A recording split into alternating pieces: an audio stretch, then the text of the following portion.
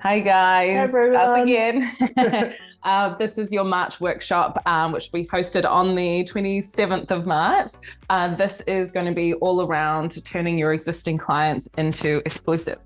I know I say this in every workshop, but this one I'm stoked to do.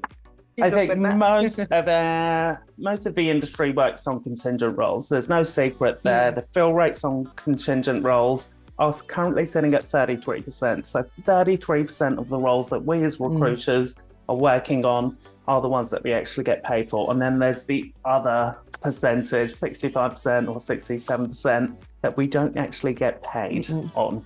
And so that's pretty much the reason why I'm so excited to run this particular workshop. How do we get a solid offering on our exclusivity? Now, it can't just be, hey, Mr. or Mrs. Client, we've been working contingent, I'd like to move us to exclusive. It needs to be valuable for the client to commit to you on an exclusive basis.